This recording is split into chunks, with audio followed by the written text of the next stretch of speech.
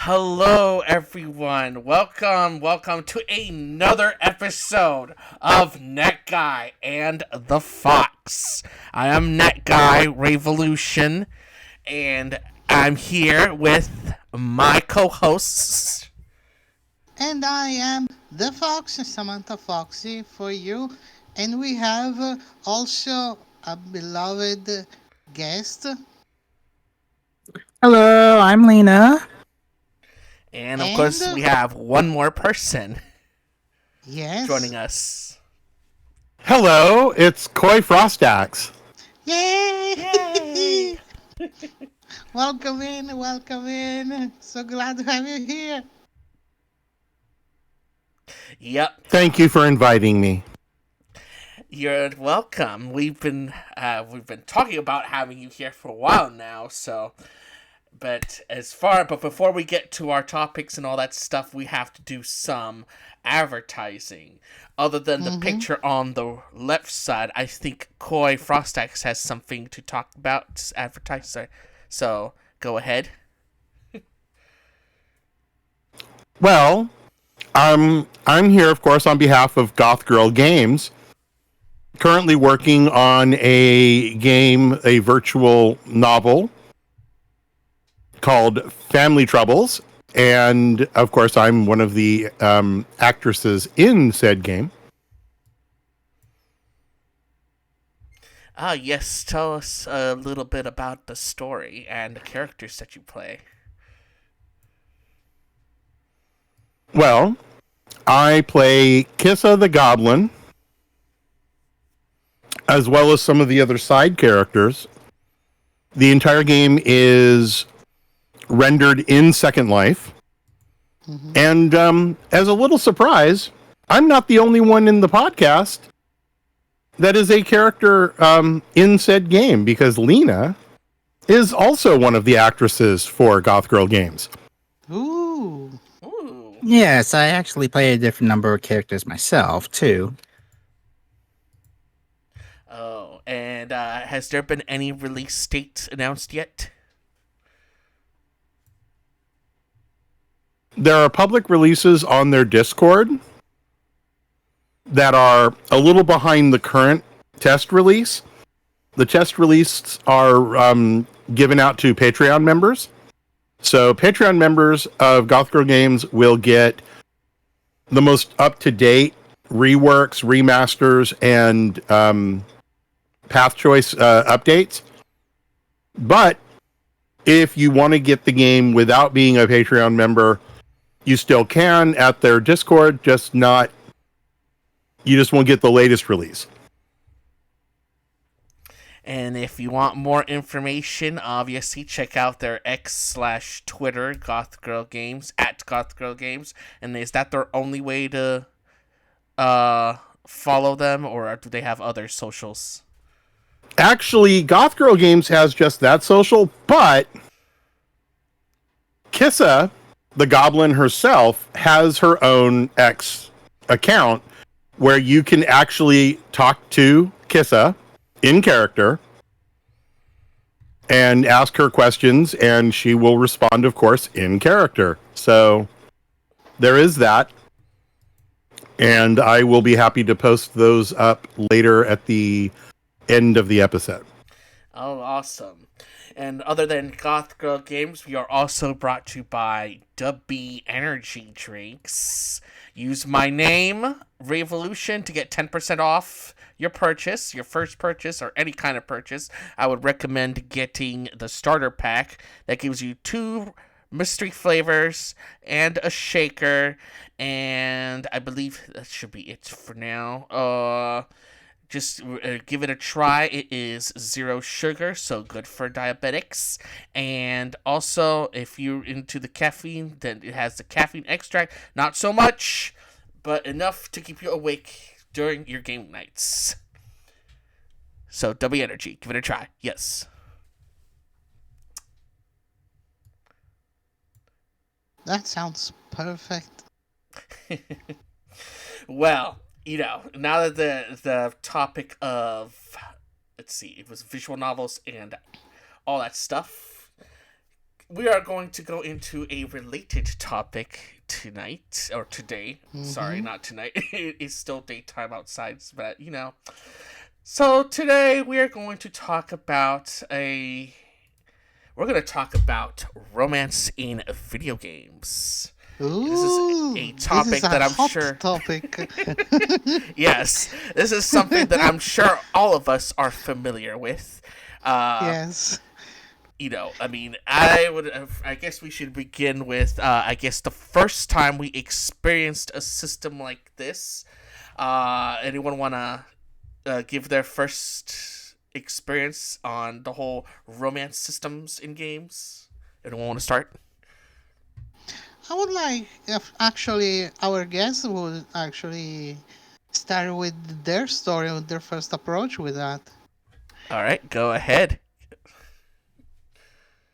Alrighty. Well, my first approach with an actual romance system would have been in a game called Katawa Shoujo, where it was a visual novel, choosing different paths, and each one had a different romance option. Some good, some bad. So that was my first involvement with something where you could actually romance the character and have the gameplay change based on what you were doing. Oh, nice. I've heard of Katawa Shoujo. I hope I pronounced that right. I've heard of them before as well. It's a very interesting spin on the romance genre in general, especially the way they went out of the box with this one, because the girls, they are, I believe, they represent a different side of the community. I believe okay, would it correct would be disabled community, or would that be too bad of a word to use? Or those who are impaired in some way. Right. They represent the impaired physically and stuff. So it's like the first time I've seen such a game portray them in such a light. Even if it is the type that some might say a visual novel, even though I know there's a bit of a bad reputation with visual novels, but I feel like it did a good job with it story-wise. But that's just me personally, of course. They handled the subject matter, I thought, in a very mature and thoughtful way. Hi, Silas. Welcome in. Oh, welcome to The first message. Welcome. SWG. But yeah. Welcome. Oh, go ahead. No, I was going to say, welcome to the stream there, Silas. Yes, much appreciated you tuning in. But yeah, it's like when it comes to like visual novels and the whole romance systems and stuff, it's like you don't really see much representation on it. I mean, it's just the generic whole hot girl, person gets hot girl, blah blah blah, tries to date them, goes throughout the way, and then ends with the final faded kiss, depending on what you play, of course. But as far as you, Lena, and Samantha, what were your first experiences in the romance systems and games? To be honest, the first first romancing has been on a total different type of game. It's been with the first Mass Effect. And how did you feel they handled it in comparison to the others examples like Katawa and It felt good, and it felt natural, because it felt like they were not forcing it. It was pretty much following the feelings and the type of character they were a shepherd crew. So I actually thought it was good. It was a good approach of the romancing. And I also played that series, at least for the first two games. I have not gotten the third one just as yet. Hello, Kitten X Demons. Welcome to our podcast. Much appreciated you coming in. Much appreciated. And Silas, the first one that I romanced, just like a lot of people, I'm sure, Liara Sony. Liara, oh yes, Liara to Sony. I think she's my favorite character out of all the romanced options so far. I feel like her story was a lot deep in comparison to Mm-hmm. like I guess the Cadens and the Ashleys that were in there. Even Mm-hmm. even Miranda Lawson. I mean, granted, I know some might argue that her is just basically TNA and all that stuff, but I think her story was a lot far deeper too because she goes through like familial family issues and stuff. I mean, I don't want to Mm-hmm. spoil the whole thing, of course, but yeah, No, I no. thought her story was very deep, but not as deep as Liara's. I feel like Liara's, Mm-hmm. in some cases, I would say she's like the main character, main romanced character, regardless of Mm-hmm. what gender you play, of course. But she's like the main squeeze that represents the series as in general because of her story and the way her Mm-hmm. character evolves. Yeah, and to be fair, also the is like a tight first and second place because I also explored Talizora as a romance too, and damn if she has a really deep story. Oh, and you know what? I would agree as well. I feel like Tally, especially if you look at it from like on the outside, because her race, overall race and character in general, they were like inspired by the Romney people. You Mm-hmm. know, historically, at least, especially when you look at the way they're dressed and all that stuff, they're definitely inspired by Romney culture from what I've seen, especially the accent that she has. Hello, Julia XVTuber. Hello, welcome, Hello, welcome. Julia. Welcome in. So I find her story pretty interesting as well. Even Mm-hmm. on the guy side, there's Garrus' Valkyrian as well. That his story was pretty good too. I enjoyed it on my at least a second, third playthrough. So oh, no problem, no Oh, problem. no problem. And what about you, Lena? What was your first experience with the romance system? Oh man, that's gonna be. I can't remember like PC wise, but I want to say. What It was can it? be also on other consoles. I know, It but I'm Of saying considers course. her. console wise, I want to say Harvest Moon 64. I want to say. Hmm. Oh, Harvest Moon 64. That's a good choice. Who Yeah. was your main? Who was your main? Out of all the girls on there, I want to Yes. say Maria was the one. Oh, Maria. Oh, that's an interesting choice. I've always been a potpourri person myself, but that's Yeah, just me. potpourri. Hell, I think some of them went for like Karen at least, because drunk party girl. Right. Kiko, welcome to the stream. Much Hey, appreciate you having you Kiko! here. Hey, Kiko! Kiko. How is going? Welcome in.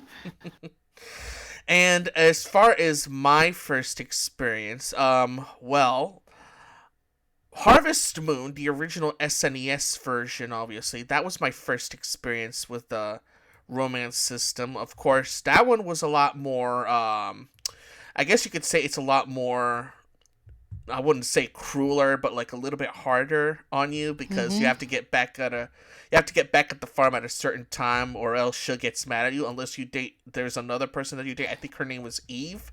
Eve is one of the night girls, so she doesn't really care if you stay out at night. But the rest of the choices were like, if you're out late at night, they'll probably give you hell for it. So, and it reduces your relationships. So it's a bit of a hard task to keep them happy, but you still have to do like your little jobs and stuff around the farm. Another experience, at least on the PC, was through Flash games. I don't know if people are familiar with one called SimGirl on Newgrounds. They have like different versions of it. Uh, Don't think I've heard of that one. Sim Girl was like the premier Flash game dating sim. It was based on an anime, DNA 2. I don't know if anyone's also familiar with that. No, Oh no? I don't. Oh I think goodness. I think I know what you're talking about. It's kind of been a long time since I played on Newgrounds, so Oh yeah. That was my first experience on the romance system as well. They borrowed their characters from the DNA 2 anime.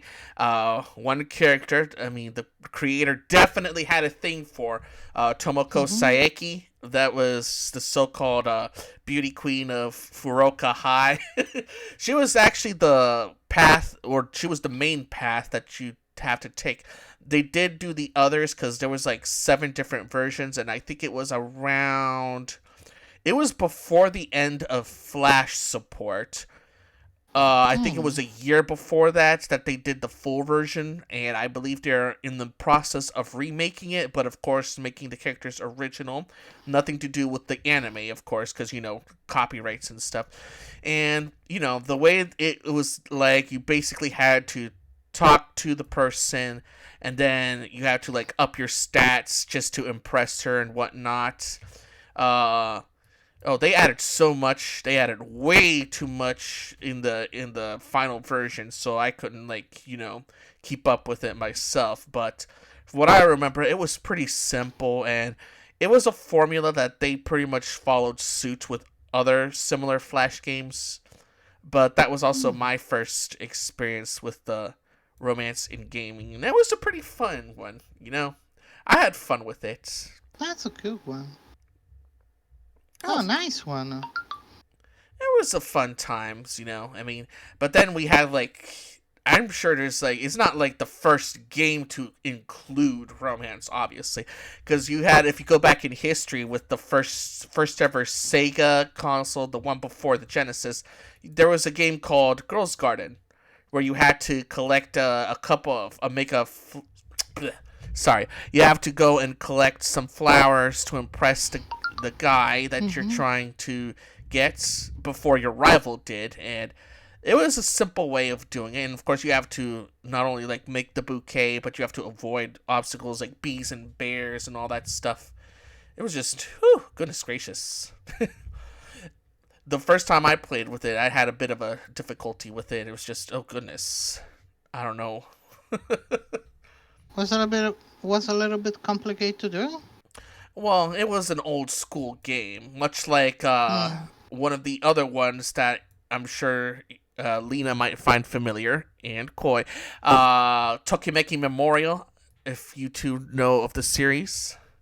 I actually have, and I was like surfing YouTube, and I found out they're actually bringing that back on the Yes, Switch. they are remaking it, yes. And that had a very, very difficult feature. If you people are, if y'all are familiar of the time bomb feature, basically, if you neglect some of the girls, they start spreading rumors about you, and that's where they start lowering relationship experience with your selected uh, girlfriend.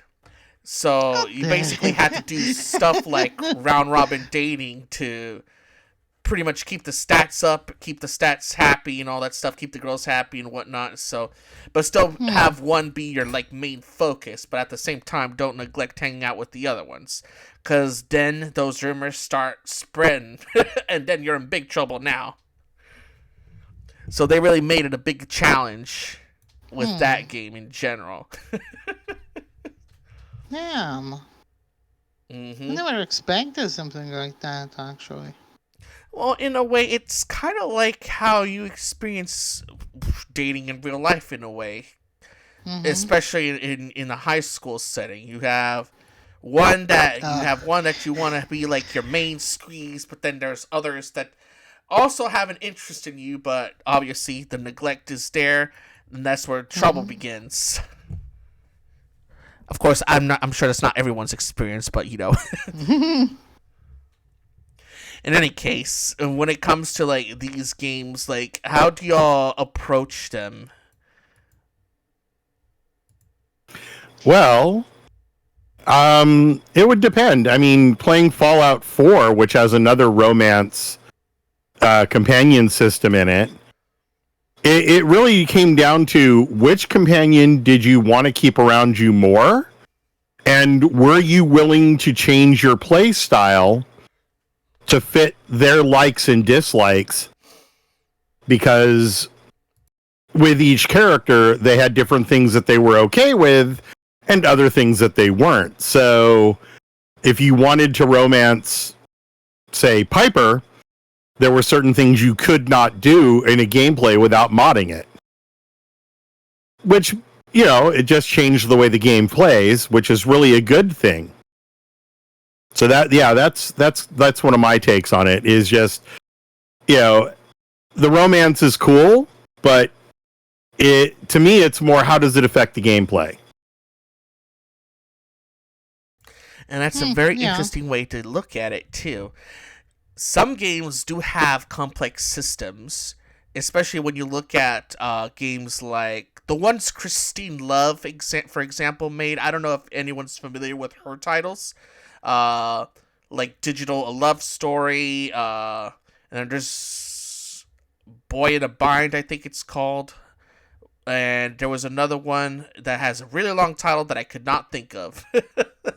But yeah, hers has a bit of a complex system, and sometimes it's not even focused on the character itself, that the one that you're playing, obviously, because it's more like you're influencing this person or that person to pursue the relationship, and I thought that was an interesting twist to it.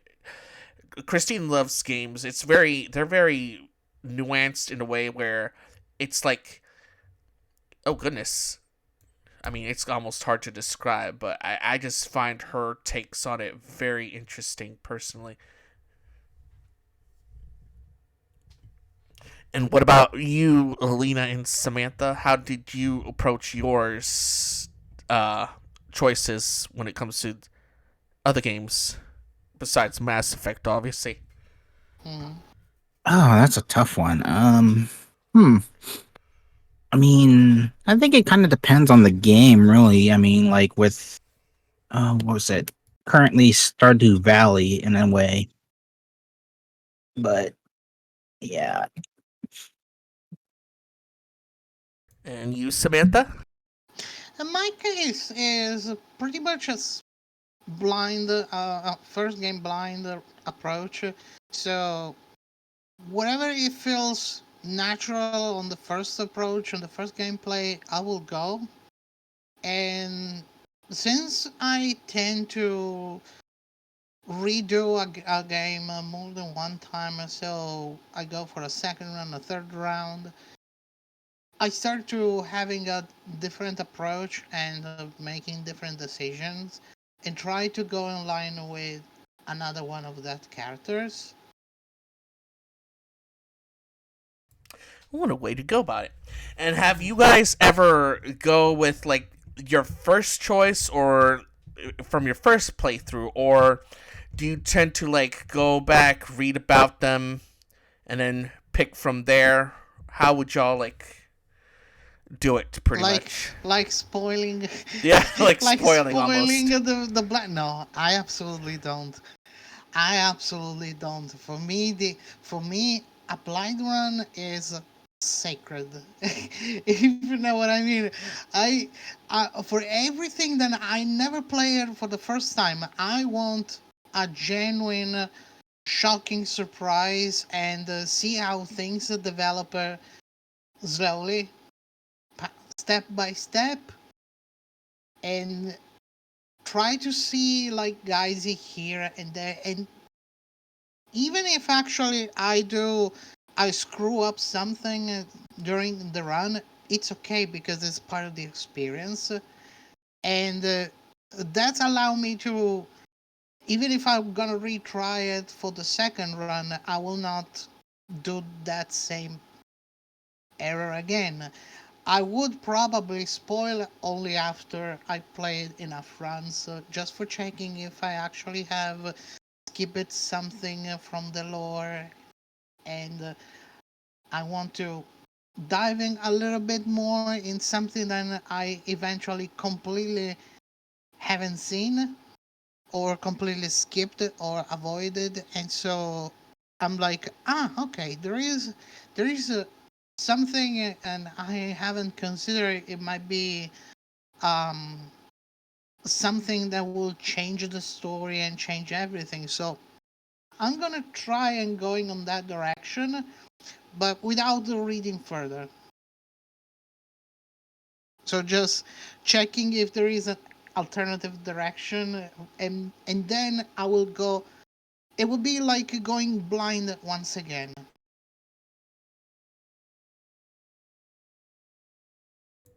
Oh, well, that's a good way to go by it. Well, now I'm. No, it's not. It's It's not? absolutely not. Spoil everything. Oh my god.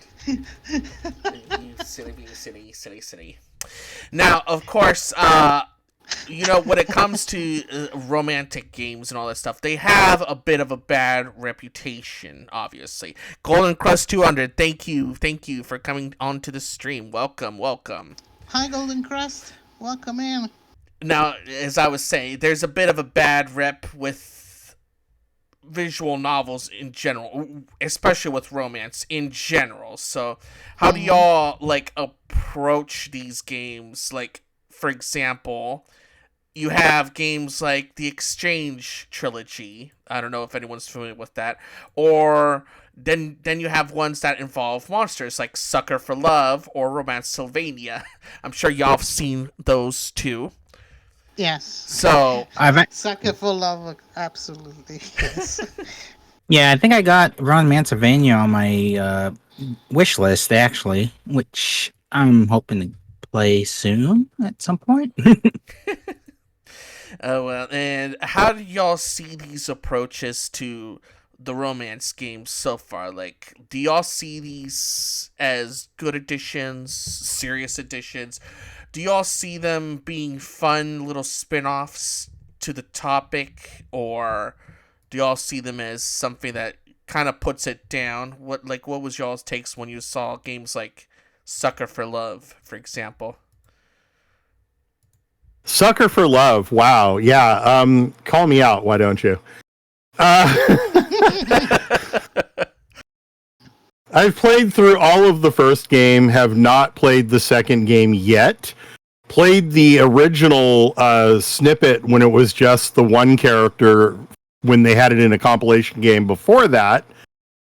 I personally like it when romance games like that, whether they're visual novels or any other form of game, adventure game, survival, etc. I like it when they present you a romance in a way that is different and fresh, because like you touched on earlier, the usual formula is hot guy or hot girl tries to date hot guy or hot girl, and you have pitfalls and others and people trying to stop you, people not trying to stop you, and you get to the very end of it and you either succeeded or you didn't. With something like Sucker for Love, it becomes more interesting, especially if you're a fan of the books that they loosely built that off of, because now you're looking at the background and history of those things and wondering, hey, does this fit? Did they use this well? Did they make it fun? Which, yes, they did. But that's my thing is, when they start using like other people's IPs, whether they're older ones, like Lovecraft or say Conan or similar, how well did they use the IP to make their story so that you feel immersed in that world in the romance game as well? Because otherwise, I think if you don't do the two both well, the game falls flat. And how do y'all feel about that, Lita, Samantha? I'll let Samantha go first. I approach pretty much first place focusing mostly on the story, even if it's romancing on the first place. But I would like if actually is not entirely hot girl meet a hot guy, etc., etc. I want to see the story driven behind the lore. I'm a lore girl. I'm sorry. So pretty much I go with that direction every single time, and that. But don't get me wrong. If I, in all the other things, if there is a good mix of romancing and lore, I'm great with that. I'm absolutely great with that. If eventually is just harder romancing and such, should be like, yeah, but there might be others that eventually might do the same thing. So I value them more with the story-driven factor more than the romancing per se. Not that the romance is not important, but I like it if the romance actually accompany a good storytelling. That's what a good way to put at it. How about you, Lena? Well, I mean, taking note of certain games like Stardew and let's see, which let me look at my list of Steam games like Sunhaven. They add the RPG element of going like moving from place to place without having aside from the usual like scene change from a visual novel. Not to mention, I think when I play one of these games, I just look at each girl and each potential um available oh god, what was that word? Bachelorette, and just see what I could, picture myself, as far as my end game character is go with. But yeah, like if the fact that the Romancevania and all of them are like bring a new spin on the genre by adding like the platforming and whatnot. I mean, it does really give a new spin on the entire genre itself. So you pretty much like a full immersion experience. Mm. You have that type of approach then. Or the fact that, say, take for example the dating sim from that Dead by Daylight had. They took some of their characters and turned them into romanceable options. I think I recalled that. With the huntress. Yeah, I remember that too. And who can forget, of course, the game that allowed you to romance Colonel Sanders? Oh, goodness gracious. That was quite the advertisement for KFC, that's for sure. I don't know if it got people drawn into the KFC, to the good old Kentucky Fried Chicken. But that was quite the way they advertised the brand. I mean, it'd be nice to see that happen again with other brands. I mean, heck, it might get me back into McDonald's for once. All I'm saying is that, when that game came out and I looked at how they drew the Colonel, for some reason I wanted to find out more about his chicken nuggets. I'm sure more than one would have liked exploring what is deep inside that bucket. Oh, goodness gracious. We do not want to see how deep is the rabbit hole, I think. Well, some could say he was finger looking good. Yeah. Yeah, let's put it like that.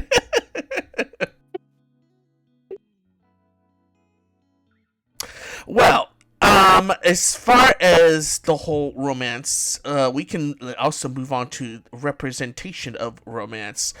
How, as far as representation with romance is concerned, how do you feel they've done it so far?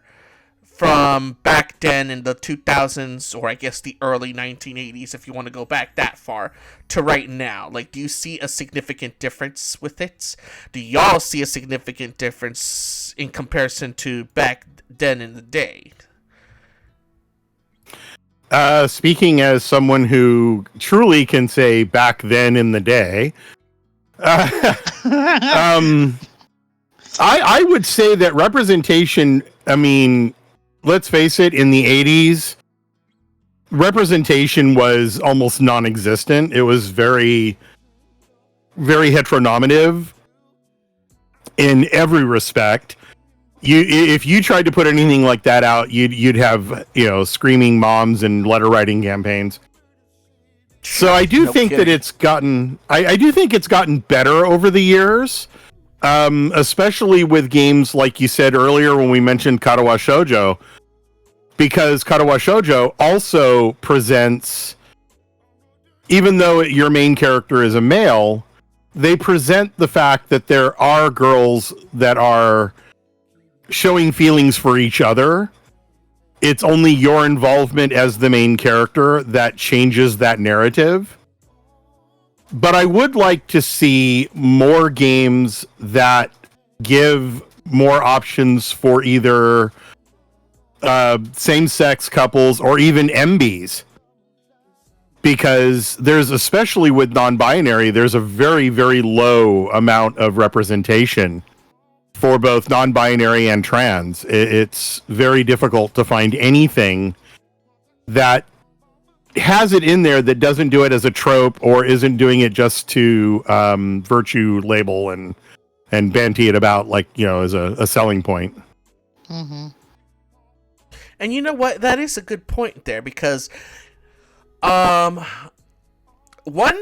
part of the romance representation that I haven't seen as much. The last time I've seen this was in a old BioWare game called Jade Empire. If anyone's familiar with Jade Empire, there was an option where you could date more than one person, and it was treated as a normal polyamorous option at the time. That was considered the only polyamory option. I mean, I guess you can count the one in Mass Effect where you're dating the yeoman Kelly Chambers. They didn't really go further with her, though. I mean, I think her option was just there. Like, she's just there to be, like, the side piece or whatever. It's not, like, in equal terms as far as polyamorous romance is concerned. I'd like to see more representation of that, and it's not really something I don't see a lot in video games, because they treat it as such a very horrible thing. Whoa, you know what I mean? Well, we actually have the opposite problem, and we actually spoke about that last time in the last episode. When I actually, in the attempt to doing that, you end up messing up a little bit with characters, making it the representation and also with the gender, sexual orientation a little bit forced, because doing it at all costs. And I think on that it's also wrong, because if you actually want to do a representation for a certain type of character with a certain type of gender orientation, you might want to do it as natural as possible, and then actually follow the evolution of the type of character you're pretty much is building up. Because if not, we're going to ending up doing the same mistake that Dragon Age of Elgard has been done. And how do y'all see that, Lena and Koi? Okay. Did you want to go first there, boy? Be my guest. All right. She's Honestly, preparing a roasting me. oh god. Oh God, calm down there, Sammy. Yeah. Representation. Yeah, I know some games have been doing it right. I haven't really paid attention much to that. I mean, just as long as it's been good Hmm. per se. But all in all, I mean, some games have done it, some games haven't. And that's pretty much all I can say on that one. And how about you, Koi? First of all, what seasonings are good when roasting a Samantha? I don't know. I guess cumin. It's a winter, Sash. And should I do this rotisserie style or are we baking? Go ahead. That's your choice. That's your However choice. you want, feel free to do it in the best way you like it. Actually, really, my overall take on inclusivity and representation in video games. I do like the idea that they're starting to branch out more and do it and bring more characters in. My biggest complaint really is that they're shoehorning it in and they're not making it natural. Yeah. They're not making it, I mean, I could really care less if a character is gay because that really doesn't, that unless there's a reason behind why that is important to the narrative of the story itself, there's no reason for me to care. I mean, so they're with a guy. So what? Unless there is some reason behind that that makes that important, to me, it's just like you're throwing it out there just because you're trying to grab a group dynamic. You're trying to grab an audience for your game by saying, "Oh, look, we put gay people in it." Yeah, it's politics in it.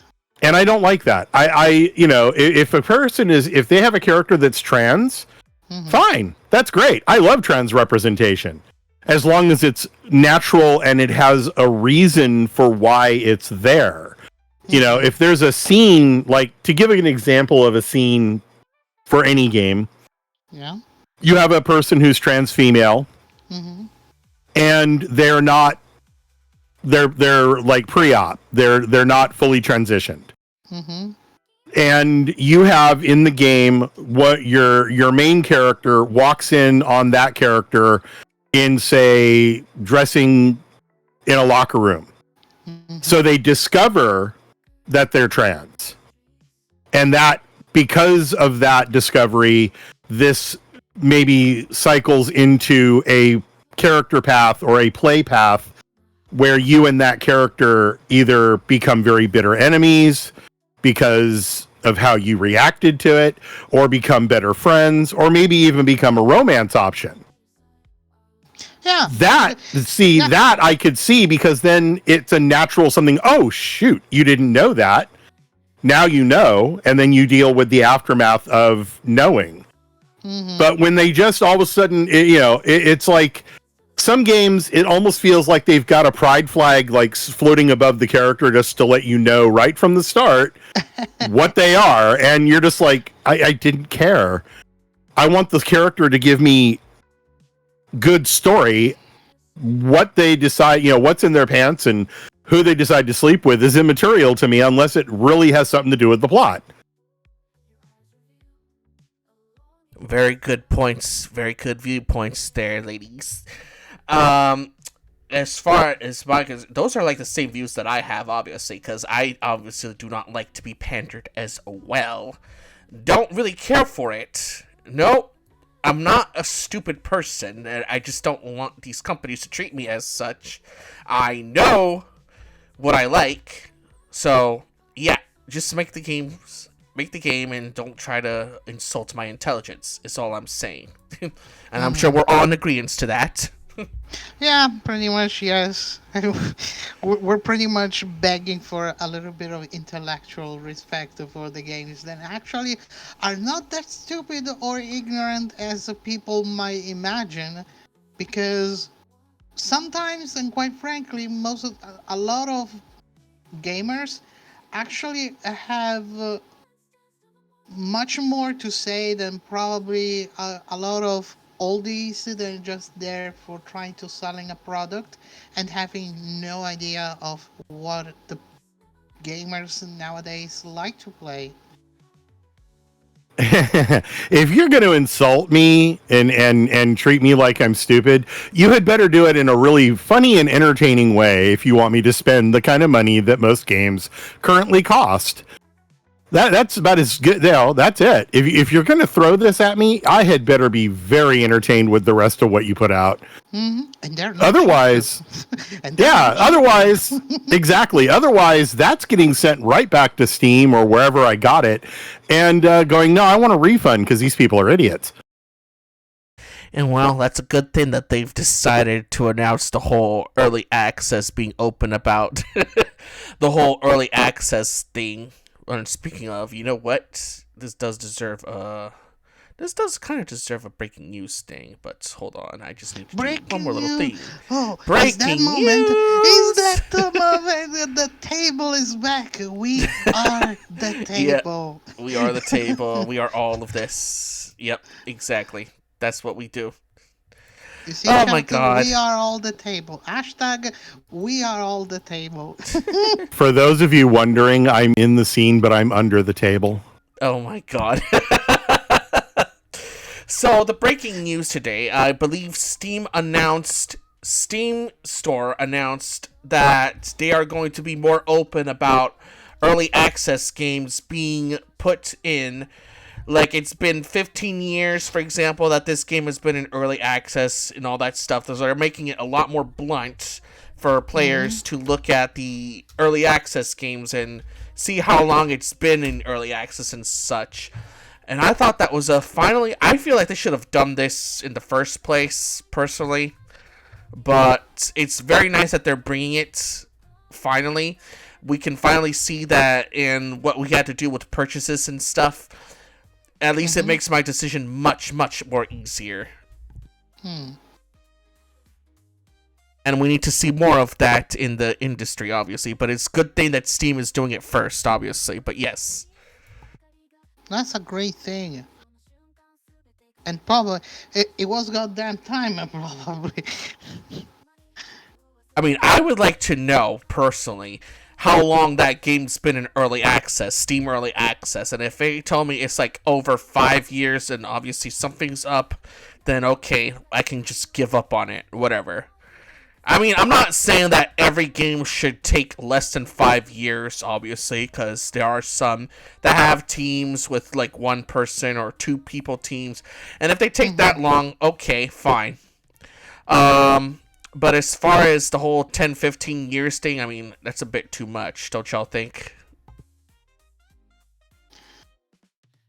I honestly think that a game, like I also said before, each games need their own time for developing and not be rushed, but at the same time they're not supposed to go not too fast and not too slow, because if you take a lot of time rearranging stuff, I'm gonna read in some kittens. If you take too much times, it actually mean, and you have to rearranging things a little bit too many time, and most of the time actually happen. And when you rearrange a project too much, it just gets not anymore how original idea was. And even if actually the idea in general at start would have worked, if you rearrange it, that might be not as good as it started, and it might happen, it could be not successful, but Could be even the opposite, but most of the time actually happen the opposite. So let's see what our kitten said. To sneak in a different Ah, yes. opinion, I think more representation is a good thing, even if it's not always done in the best possible way, just to help normalize things a bit more and get away from this whole narrative of, oh wow, this character is such and such. I think once the world and people get more used to this narrative and storylines, we'll also get closer to reality and being actually good. No, Which that's a good it point. Yes. it's a good point. But I want also to remember to helping normalize things. I'm not saying Kittens is wrong on that. I'm not saying that.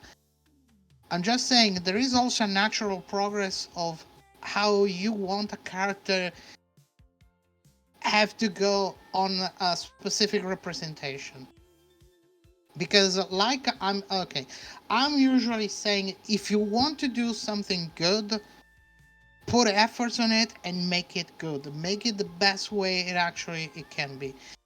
Making a character only for the representation without any solid background on the behind, it's not a solid option, because you feel like is in this type of situation, it's also a matter of how the characters interact with the gamer, with the player.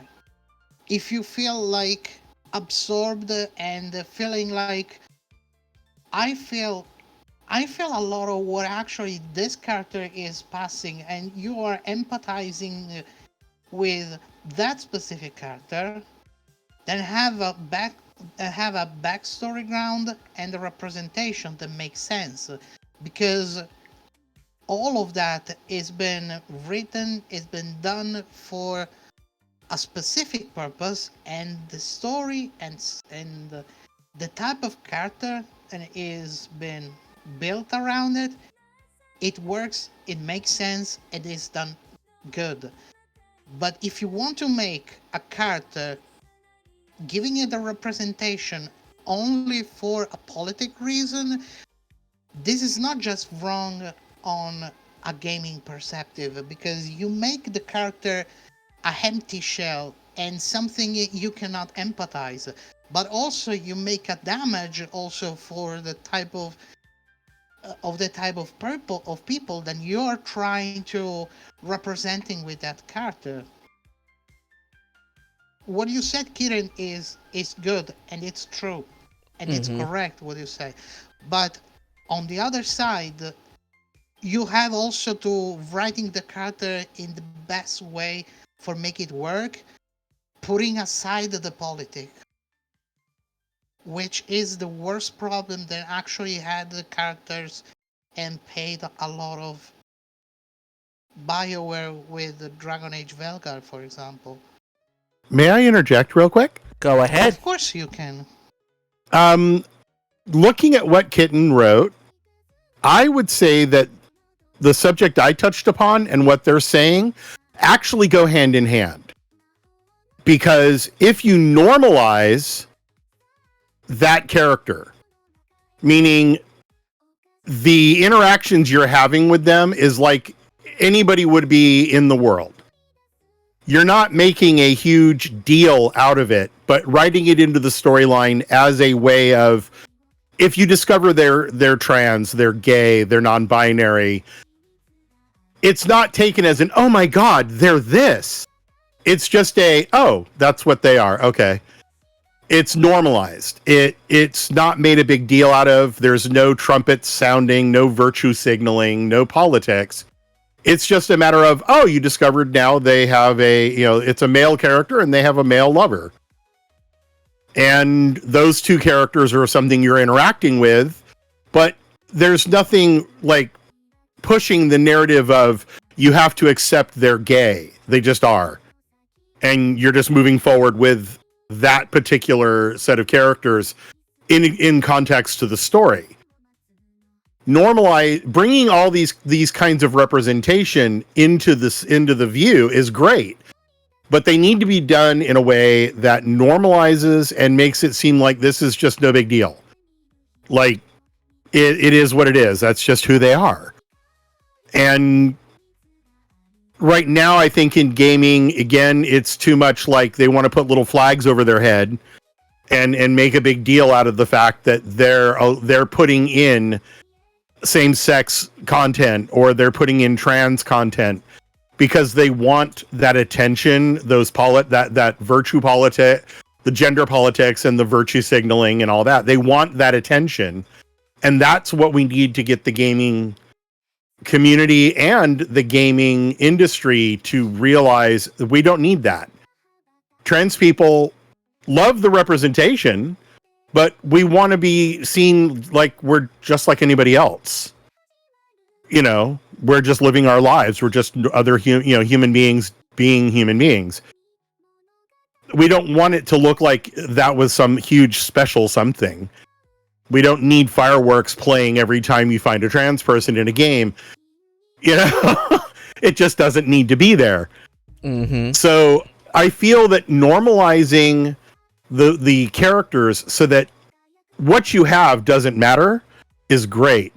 And on that note, I am going to have to make a hasty exit. I just realized something has come up. But I'll go ahead and post those links for everybody in the chat. And yeah, and you all have a lovely rest of your stream. Thank you very much for including me. Oh, welcome. Thank you so much for being here. I hope we can see each other again here. Yes, hopefully we'll see you back here again. Invite me back anytime. Oh, we'll do. Bye-bye. Bye-bye. Have a good one.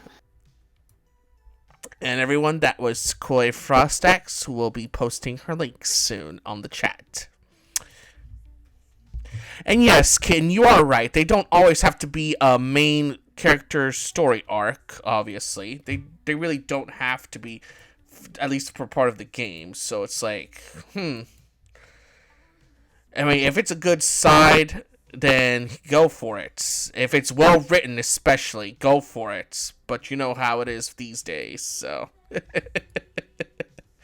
Yeah, it missed the factor of making it natural, unfortunately, just saying. Right.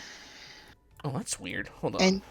And I think they should legit coming back to that. Even because, like Koi says, the LGBTQ plus community do not want to be treated like the special people in the room.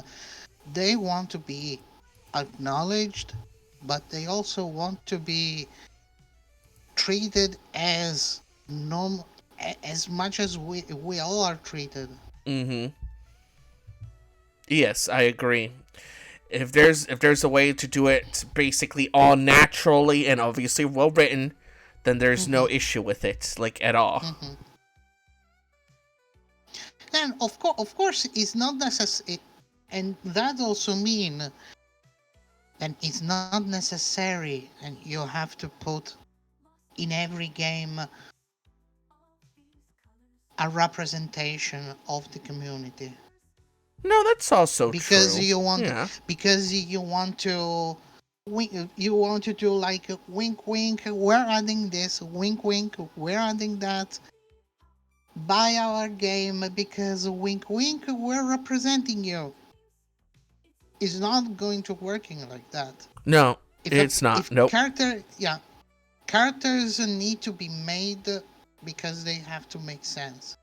It will be also like, I don't know if you actually recall that there has been this argue with the Wukong, Black Myth Wukong, where actually there was no representation because there were no women into the game. But yeah, I remember that. Yeah. Yeah, but we're talking about a type of storytelling that pretty much should take a good portion for what are the legends of the, I don't recall Japanese lore. I think the song Wukong is Japanese, right? Yes. And I believe the developers wanted to follow and be as much as possible going on that direction of that tale. And it's not their fault if their tales is not inclusive because there are no women in it. It's the type of game is required that they thought we don't have to putting women's in Black Myth Wukong if actually is not there on the first place, but is not the point of that game. So I believe the biggest problem on that it should be coming back to doing the game for the gamers, but with the purpose to making it for fun, and not to be like wink wink, buy the game, we are representing you, because this is not gonna work. It's not working even now, and it will not work later. It will not make, because a game is said to be LGBTQ friendly, to telling more because representing and include everyone, but the characters is written horribly. It's not working. And we Yes. had bunch of occasions that actually proved that. So yeah, open the eyes. Open your eyes on that, developers. You're not, if you want to sell more your games, make good background for the characters and make good storytelling. That's the only way. Cheap way for making games inclusivity on the long run is not gonna work, and it's not already working.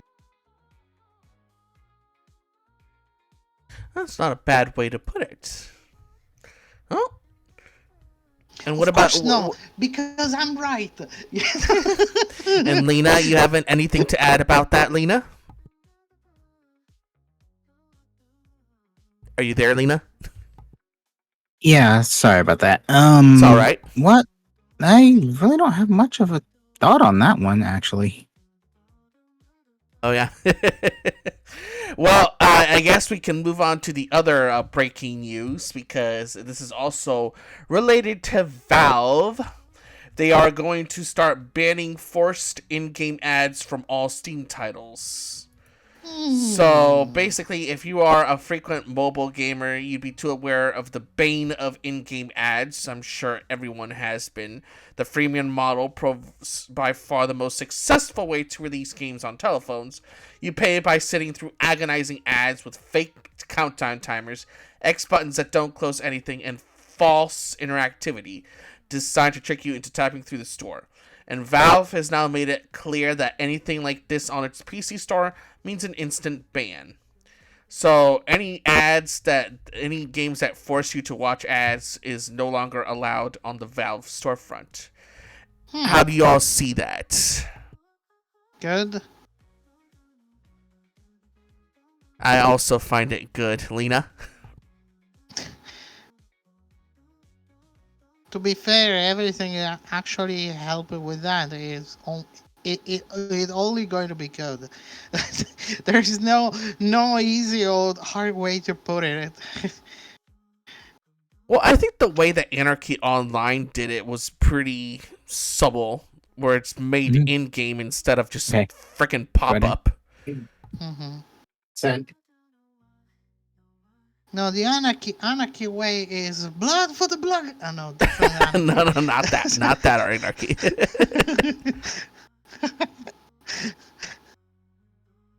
Anything to add, Lena?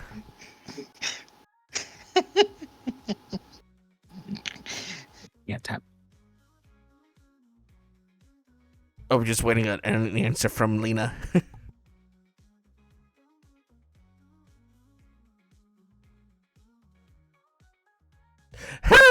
I guess nothing. I guess silence. Chirp, chirp, chirp, chirp.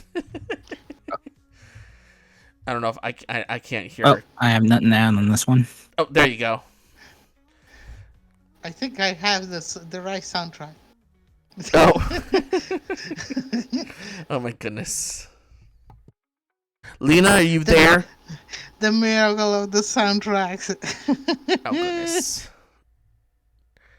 You good there, Lena? Yeah. Yeah, me too, kitten. I'm not a fan of the ads and stuff. So if they're banning it, good on them. Whatever. If you know what, if they're gonna be like that, then good. And they just need to cope. The devs just need to cope. That's all I need to say about it. Yeah, quite frankly, when you actually have these ads, most of the time I notice that a lot of those games are using the ads for, because I do recall a couple of games similar to that, and they use this thing with the ads for adding energy, because you have actions that require a certain number of energy, and once you have depleted them, you have the option to get more, but only if you look at the ads they proposing you. Which this actually inquire the fact that with all these ads then being proposed over and over and over, they get a little bit of cash from the same that actually sending the ads, and it's kind of like financially paying for that game. So I kind of feel like it's good if they leave it, but on the other hand, I think what type of earnings they will have, because if you think about it, if you remove the ads, we remove the main things that actually make them earning something from that game, because most of the time these games are free to be downloaded and free to play for most of the time. So if they would banning it, which other solution there might be for ensuring the developers to having some earnings? The only other option it would be not selling these games for free, but putting on sale where at a certain price, or adding more of it into the how's call it the premium stuff. So you have to the in-game items, and you have to pay cash for it. That might be increase on that. Yeah, I mean, there might be other ways to do it, like not so sneakily, but I mean, until they get invented and stuff, I mean, who knows? Who knows what the future will hold for that type of game? And just to interrupt there, I just posted the links that Koi Frostax was supposed to link, but I don't know, something is wrong with my settings. So yeah, those are the links to Goth Girl Games, Patreon, Subscribestar, Itch.io, Family Trouble, pretty much to advertise the Family Trouble game that she advertised at the beginning of the show. And then there's her Twitter, Kissa the Goblin, where you do some interactivity with the character in said game. And hopefully everyone give it a shot, give it a look and all that stuff, and help them out. Help out Family Trouble. Give it a try. Try the demo. And of course, support the indie developers. So yes, and support.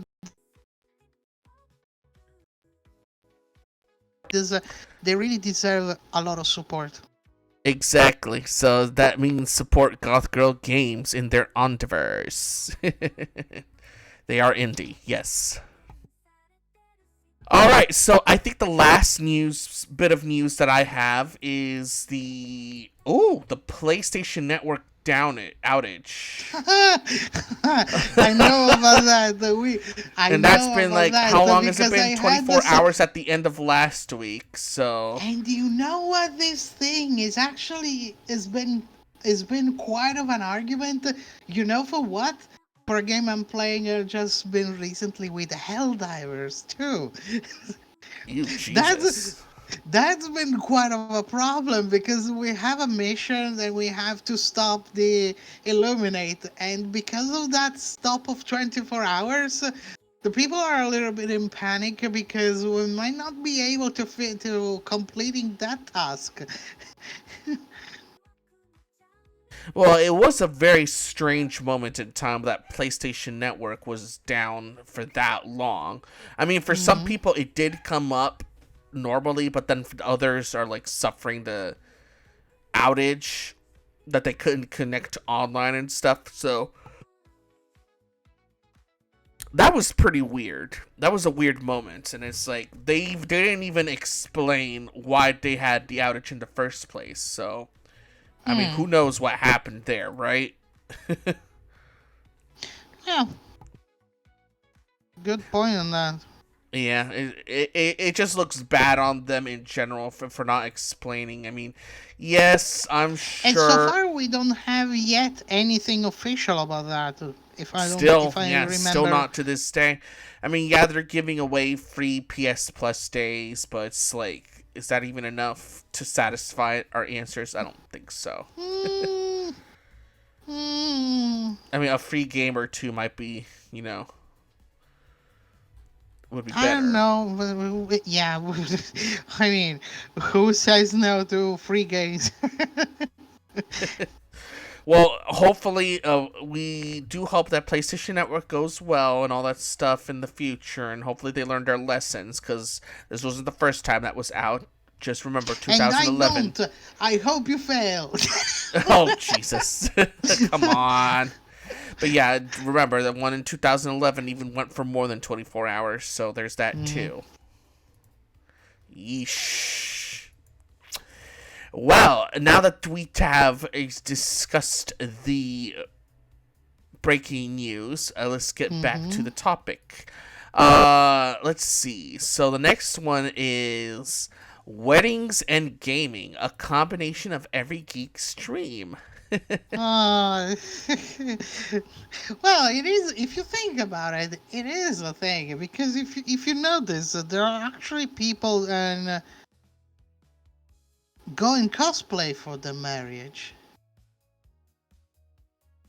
Yes, I've seen some companies offer packages to like role play a wedding between WoW couples, for example, or like one theme based on World of Warcraft, one based on Stardew Valley, even one based on the zombie games, and it's so interesting how some of these companies are getting into video games for inspirations for like wedding packages and stuff, and it's like, oh goodness. I would like to participate in that. If you think about it. Huh? If you think about it, it's incredibly sweet to do, you know? Oh yeah, I agree. And it's like, it's a very good combination. I think it's a good idea that they would bring such packages and such for the whole marriage thing and stuff. So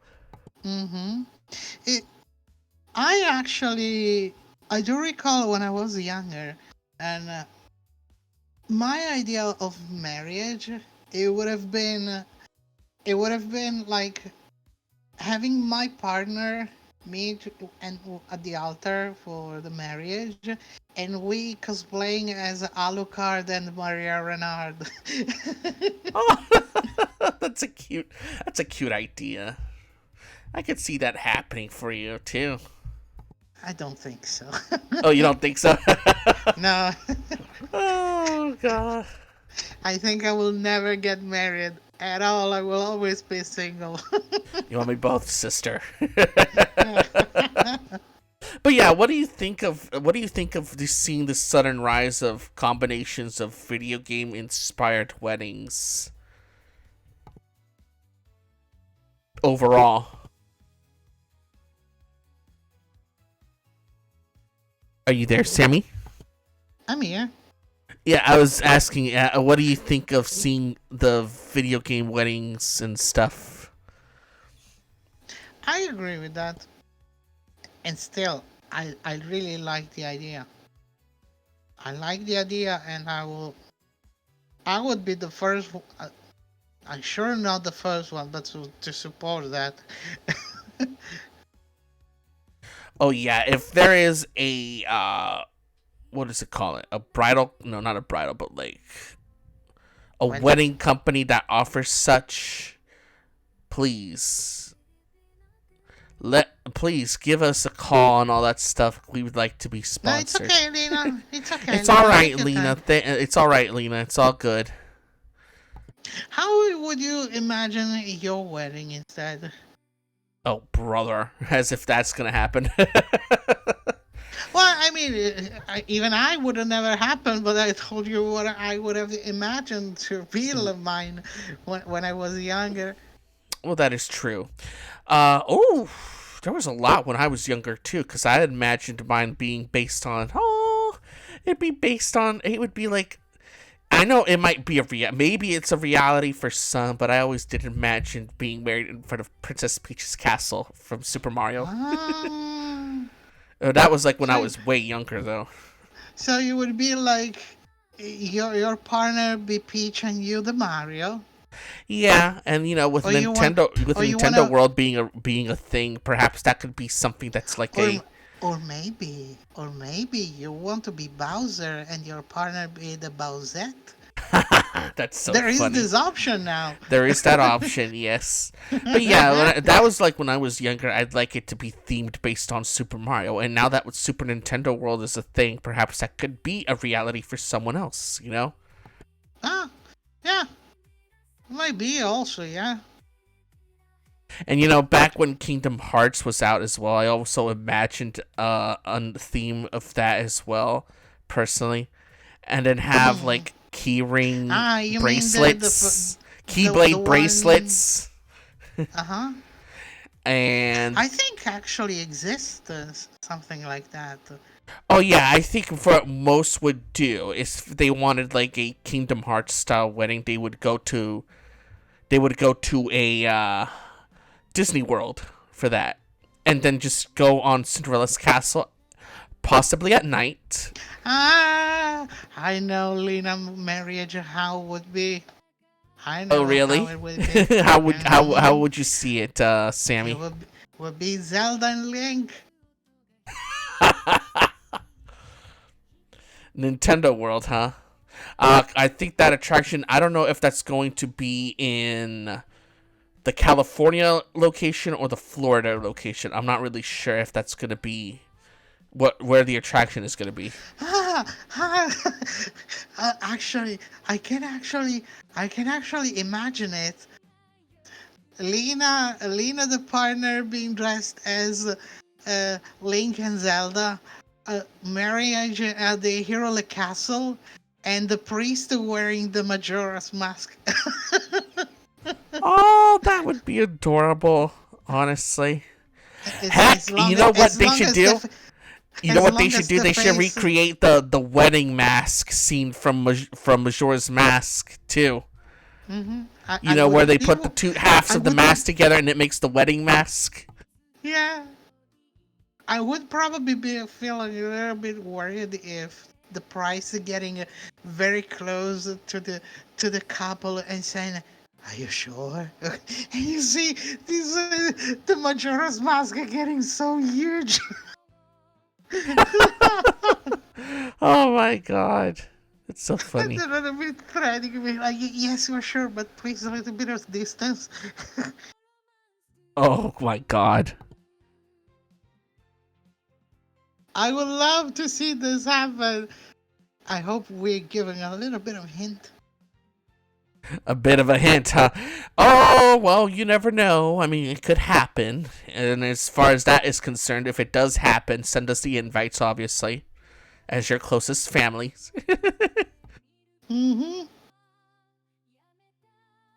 and Sammy will find a way to get you over here overseas.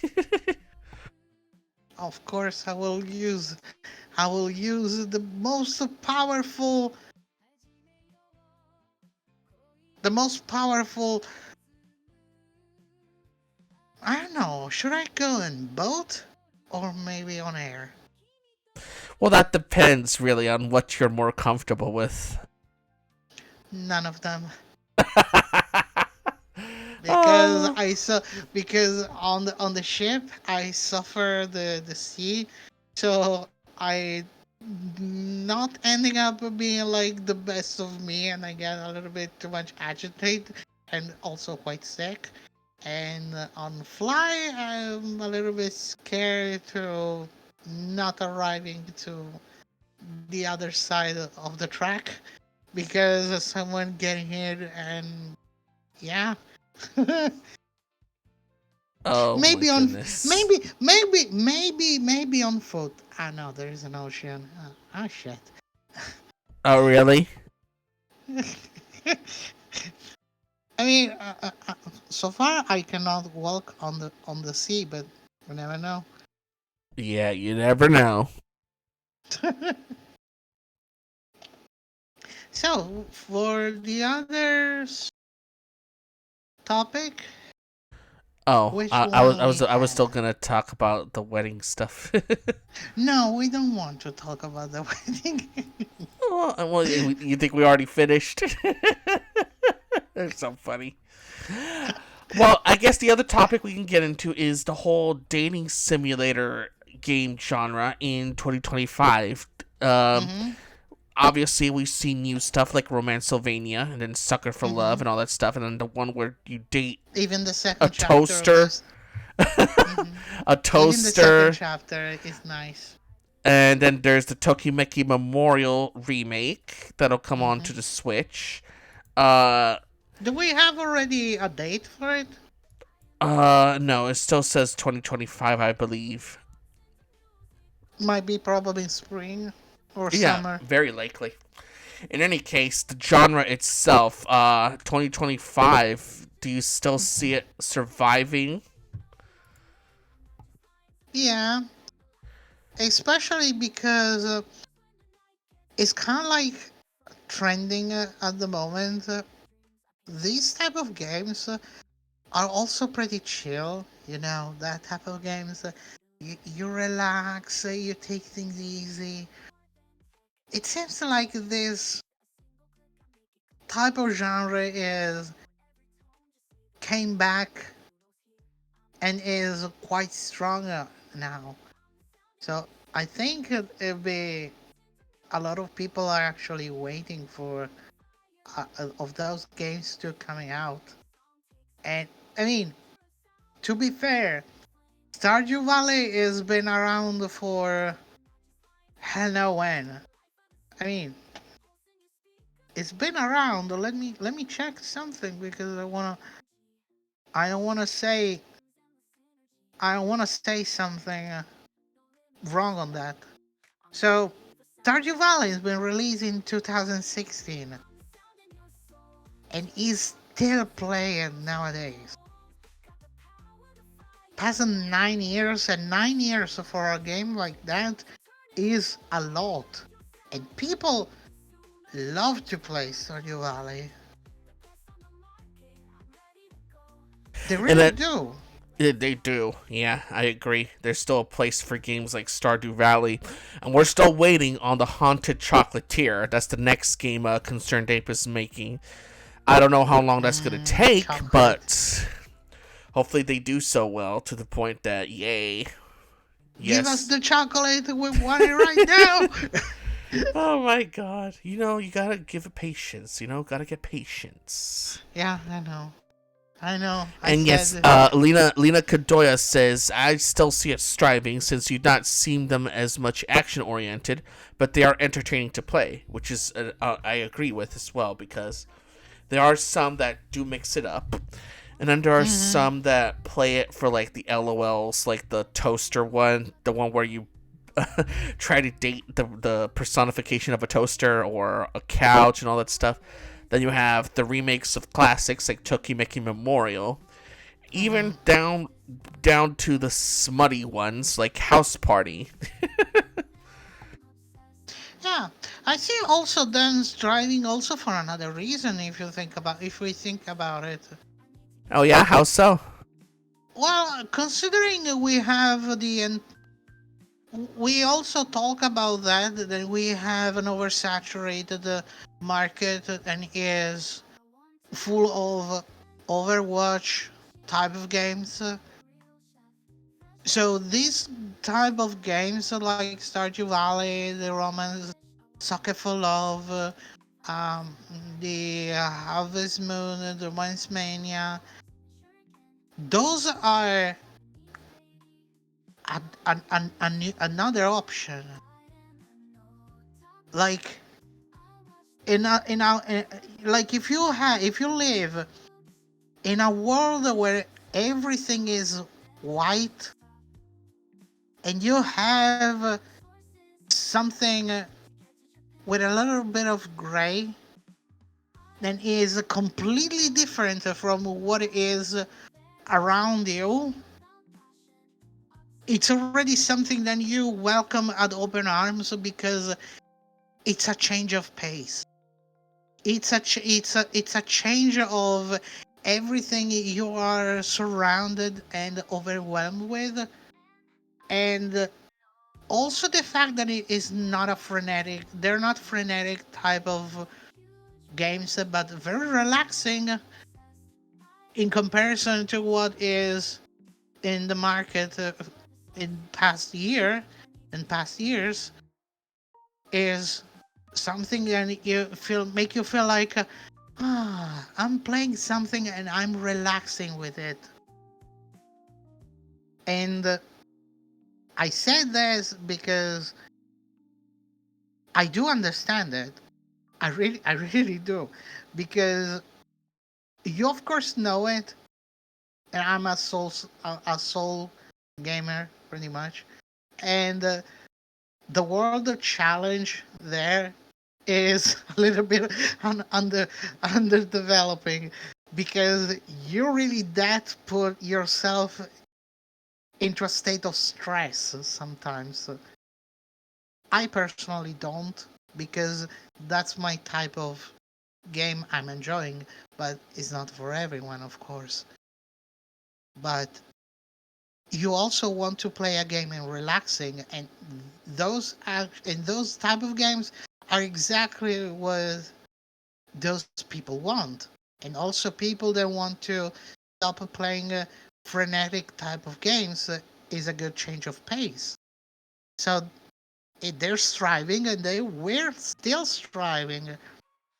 Of course, if there will happen later on to having in the market all chill games with a slow pace, you start get boring, and probably something a little bit more frenetic. It might be something that will change the market one over all over again. Very good points to make, Sammy. And yes, I also could see the genre surviving. I mean, granted, at least for us in America, we might see stuff like the parodies that are based on dating sims. They'll throw those around, obviously, but then you have remakes of the old school ones like Exchange, perhaps, or even stuff like New Love Plus for the 3DS. Love We Plus also or got whatever a it's very called. recent. We also got a very recent example, and it also won the Game of the Year this year. Oh, and which one is that? It's a platform. Oh, I didn't even know it has a romance system. Really? No. I'm saying about the change of pace. I was saying. Oh, well, that's true. That's true. And you know what people said before all of that? even because it's not much streamable and such. But they said, ah, no, platform is boring. A platform is dead. Oh, Is it please. dead? Is it dead? It even won the game of the year. Right. So I see the dating and romancing type of games not going to die at all. Not now, at least. At least not now. If all games will be like that, probably yes. But I don't think people would. I don't think they will, unquote, die permanently. Because let's face it, gamers like a lot of type and a lot of genre games. So it's impossible to having a specific category of game to die completely. There will always be people that will enjoy playing a Romancevania, playing a Stardew Valley, playing a Sucker for Love. I agree. Mhm. That's how it usually is. There's always going to be players that want to play games like that. The Tokimekis, the Suckers for Loves, heck, even the Love and Deep Space games. Yeah, absolutely.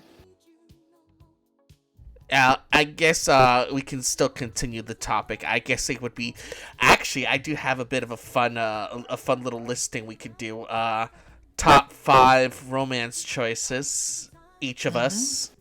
That includes you, Lena, if you're still hearing. So I guess we could Of just course, come if up we're with. watching at you, we're watching at you, Lena. Don't think you sneak away. I'm looking at you, with my double colored eyes. I'm watching you. I'm Oh like my god. Sauron, but a sexy one. I'm watching you. I see So, you. oh my god. So for each of us, let's think Too up. much. Let's maybe, but let's think up 5 personal top choices Hmm. of romance partners in video games. Hmm. I might give us if you want to give a moment and all that stuff. Let me know and all that stuff. Cause I only got like 3 down. So, but go ahead. How about we do one and one? One and one in each. All right. So let's start Hmm. with. We can start with our number 5 if you want to. Hmm. So who's on the 5th on the list for everyone? Uh. Hmm. That's a good question. That's quite a good question. For romanceable on the fifth, um, Isabella, the one from Isabella Dragon Age. from. Dragon Age. Oh yeah, and how come Is she's the on your number paradox 5? because is the type of person that I honestly like and dislike because she is the pirate and pretty much, you know, you like that little adventure, it's risky things, but on the other hand is the type of character that would do everything for reaching her own goals no matter what. And it feels like if you actually get on her way for getting what you want, you pretty much gonna be an enemy anyway. But I kind of like enjoy the type of risky for the relation. But on the other hand, I do not like that. It's kind of like here's the thing. It's kind of like when you fell in love for the bad guy, but you're gonna marry the good one. Oh my goodness. Good one, Jade. And for Lena, she chose Maria from Harvest 60 More for her number 5 spot. Lena, do you have reasons why you put her at number 5? If you hear us, of course.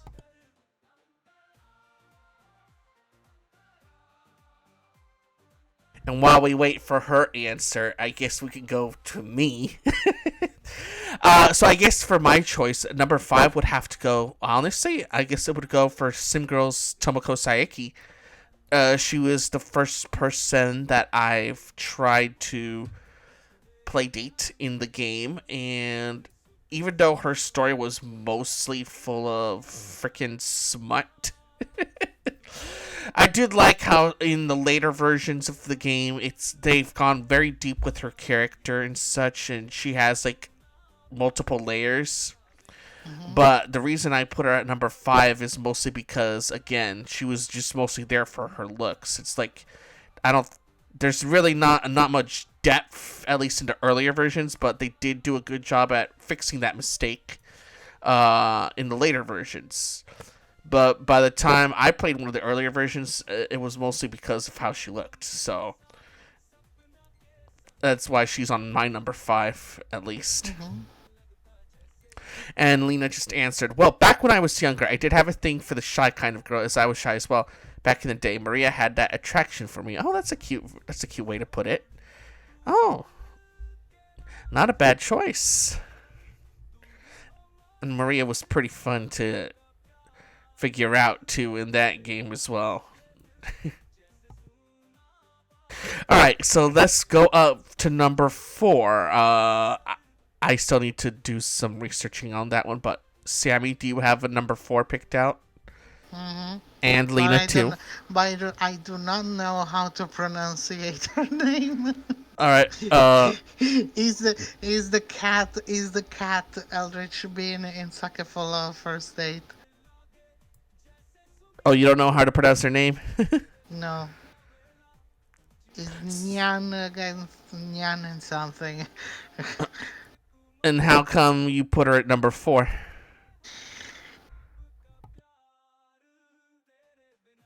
It's sexy but threatening. That's it? Oh my goodness. I do not want to.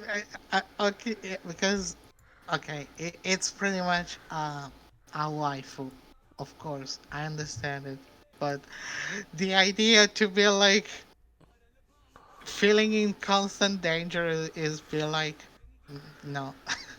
Oh my god. I mean, it's like people says, danger is sexy, but not that much. That is true. And Lena, I'm sure you got your answer being typed up for number 4, hopefully.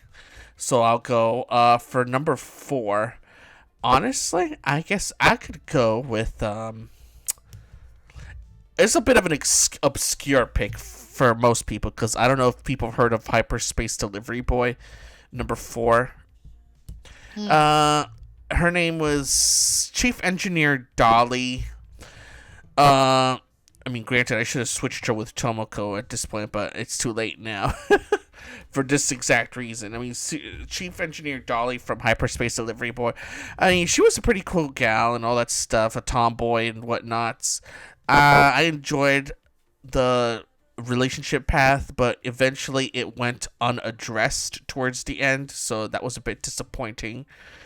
Mm-hmm. But the journey to like impress her and all that stuff, it was pretty cool, and it would have been nice to see it fleshed out a little bit more, but you know, obviously it didn't work out for like story purposes, and my character ended up being a damn simp about it. So, I mean, it sucks, but what can you do, right? Well, I mean, hey, one-sided romance is... Am I right or am I right?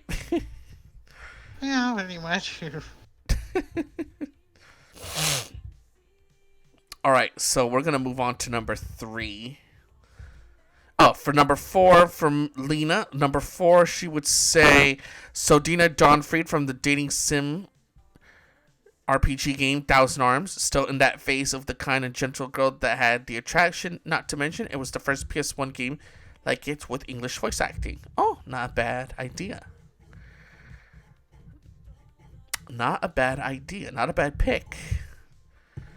Not a bad pick at all. Nope. So let's see. We already got our 4, so let's go on to number 3. Sammy, would you like to go, or would you like me to go?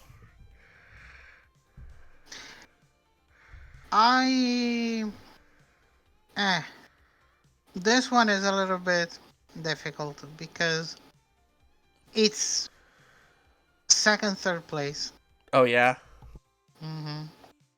It's a second and third place between the King in Yellow and Abigail from Stardew Valley. So explain yourself, pretty much. Because for the King in Yellow is, I love a lot the fact that it is so theatrical, inspired with the theater, the type of theater actress, the energy, the passion.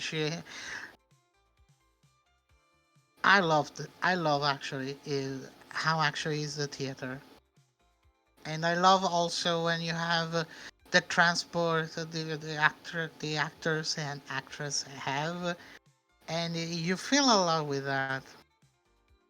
With Abigail, I love a lot about her determination.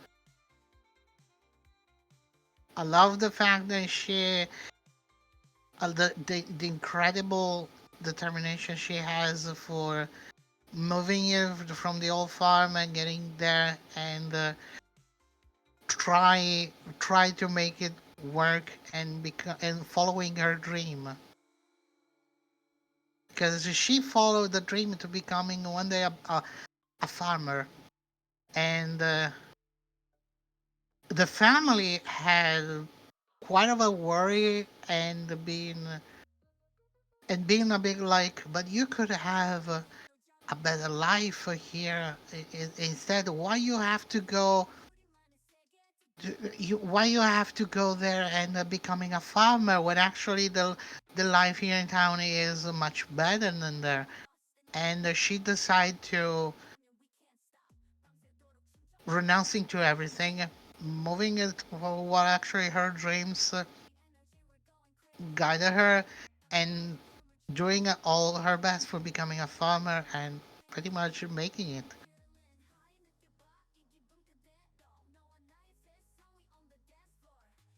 Well, that's a good So choice. yeah, so in pretty much in a more practical way, I love the charming aspect of the King in Yellow from Sucker for Love, but on Abigail I love the determination, and those are both things that I legit love on a type of character to romancing. Mm. Well, for me, not for me, but for Lena, her number 3 is Abigail from Stardew Valley, for having the gamer vibe and something about her, aside that she does eat rocks when you gift her a gemstone. So there's a weird side to her, pretty much, that she finds attractive, I believe. So, not that it's a bad thing, obviously. So for me and my choice for number 3, I would put Caden Alenko for it in that number 3 for Mass Effect. This goes for like both genders because he's available for both. Yes. But that change was made when the third game was out. So I mean, I don't know. It was a mess, I would say. But I did like his character. I did like his backstory, and I thought it went pretty well, regardless of which kind of shepherd you play. But at the same time, it's like, damn. I wish they'd update the first 2 games for that to reflect it, but, you know. They made it old and all that stuff. They made that decision, like, way back, so it's not a surprise as to why the changes were made the way they were. But at the same time, I thought he was a sweet person. So, yeah, I would put 3 for Caden, at least in my list. So, And for the second? well, for the second, you already explained your number 2, right? Yeah. Oh, yeah. Yeah, because they were both second and third on the same level, pretty much. And I guess we'll wait for Lena's number 2.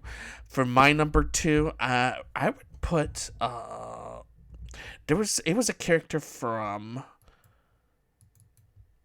Jade Empire, but I forgot her name. I think it was Silk Fox. Hold on. She's calling like me. Yes, Silk Fox. She was the ninja lady. I am your second romancing.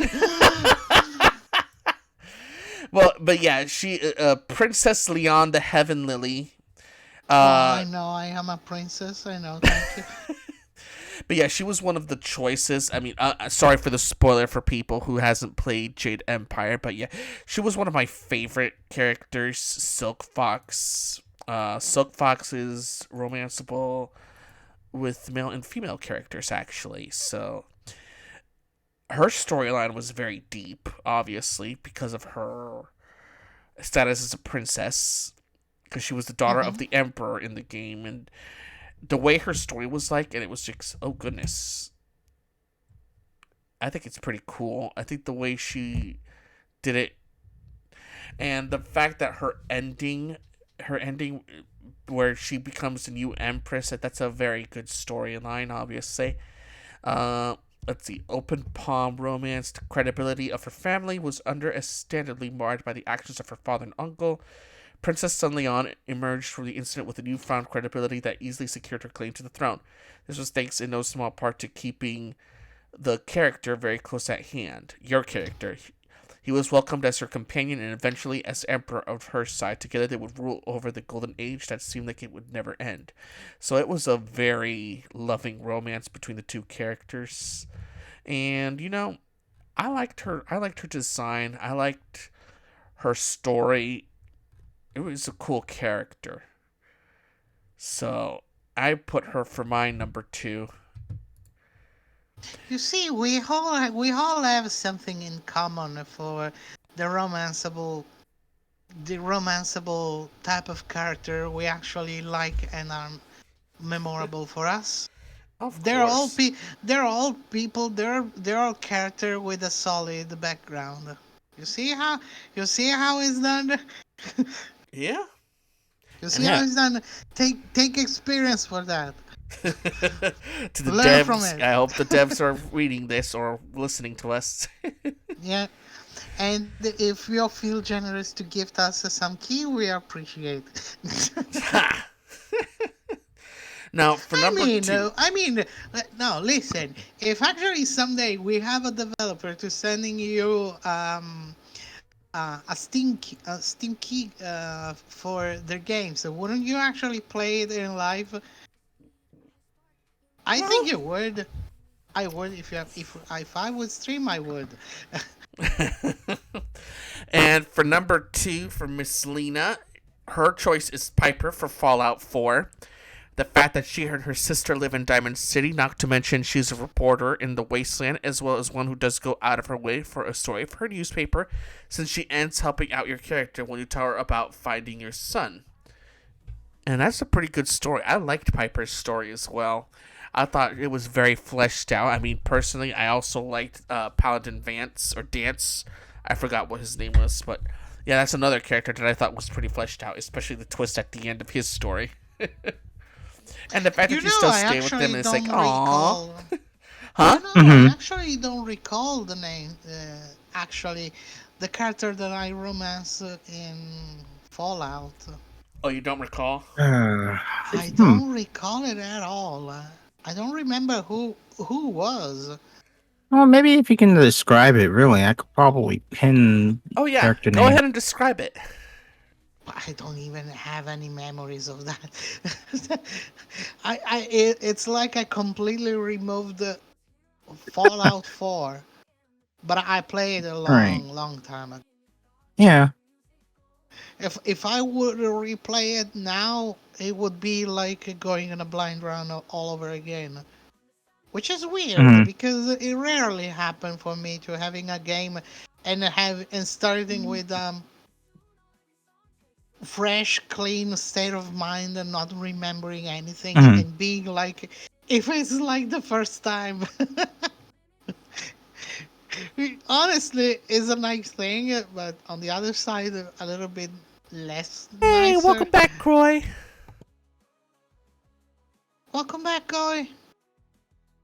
Welcome back in. How's it going? And yeah, we were right now we were just talking about our top 5 romance companion picks lists, and we are gonna get to our number 1 in a bit. But I first wanted to point out to the fox here, Silk Fox, because she was made by the people from old school BioWare. I'm talking about before they got bought out by EA. So, Mm-hmm. KOTOR days, Jade Empire, and all that stuff before EA got to them, they wrote that game and made that game and wrote that character. So, yeah, that was when it was good. And I'm sure you're proud to know that. Fox.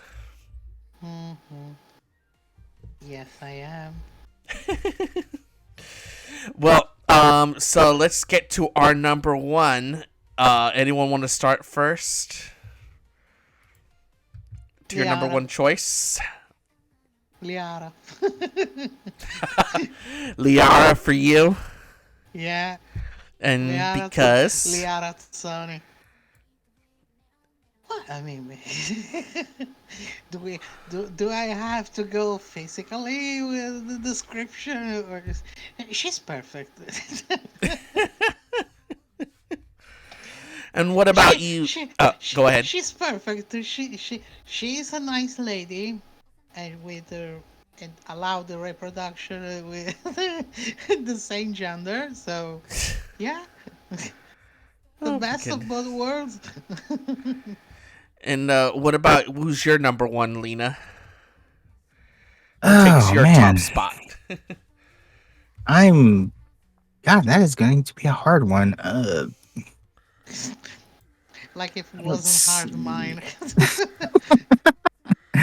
I mean, I've kind of played a little bit. I'm just trying to remember. Uh, let's see. How did I romance in Mass Effect? I think I hit up. We'll have Mass Effect as a first pick. Oh, I'm trying to remember which one I did. And I think it was No, like, but it's good to have it. It's good because it actually means that the Mass Effect trilogy has been done like that. yeah, I think I did. I think I did Miranda. Really, I can't remember. I think that was. It's been a long time since I played it. Ah, you done Miranda? Yeah. Oh. So, I'm guessing Miranda would be your number 1. Yeah. And any reasons or I nothing, or cannot. just enjoyed seeing Uh, Miranda? I actually cannot remember, to be honest. In Miranda defense, she actually felt a little bit bitchy on the start, but later on, also the third, it changed a lot. It changed a lot, and you start to be like, hmm, it's not that bad and not that bitchy as I thought it was before. Because at the start, she is like all for the mission, and she doesn't care anything else outside of herself and a couple of things. But then you see that she is actually not like that, and she has that type of armor shell and cover her, but she she care about people that actually she knows she can trust, and she care about her family. Like there is a completely change of a perspective from the start to later on in the game.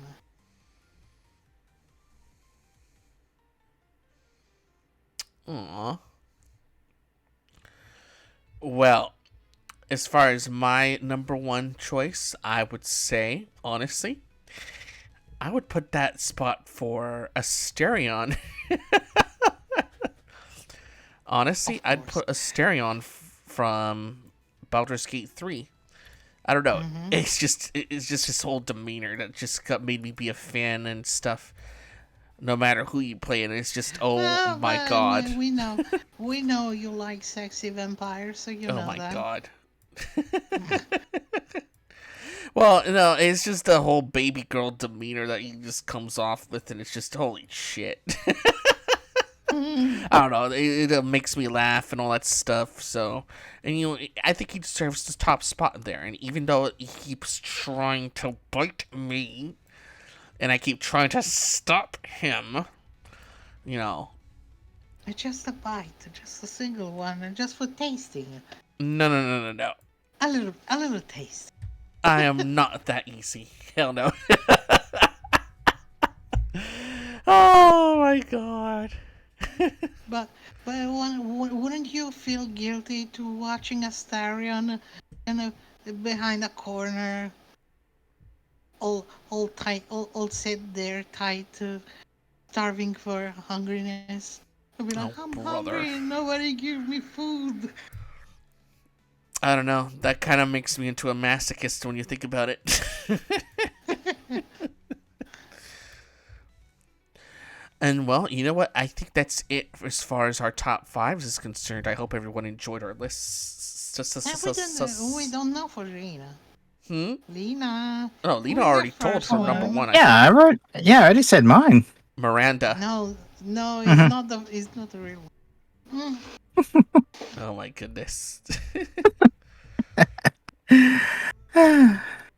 Well, I think we spent a good amount of time on this topic, really, and I think we explained everything pretty well. Honestly, I think that's it as far as our podcast is concerned. That should be it for today. Yeah. I don't know who to is y'all's friend out to raid, I believe, or I'm not sure. I mean, what time? Because I don't remember. Is? Ren Tezuka, number one for Koi. Yeah. I do not know who that is, I'll be honest. She is basically from the Katawa Shoujo series. Ah. Oh my god, Yeah. I can't believe I forgot her. Oh. Yeah, if not, then I already know who to read out to. So, for everyone, I hope you still stay and see my friend Mr. Kent Swizza. Kent Swizza, he's going to be playing some The Finals. Yep. So I hope y'all stay around for his gameplay and all that stuff as we tune out to this podcast tonight. Everyone, thank you so much for watching us and, enjoying us talk about topics that we enjoy and whatnot, And we hope to see you next time, likely in April. Maybe earlier than that, but very likely in April when the Switch 2 is going to be announced. So we'll definitely see y'all there. And also remember to recover the past live on the YouTube channel. Oh, yes. And, of course, I'm going to post these links again right here. For Goth Girl Games, and, of course, Kisa's Twitter. And the link to Family Trouble, the game. And y'all have a pleasant evening. Y'all have a good one. Bye-bye. Have a good one, and bye-bye. Take care.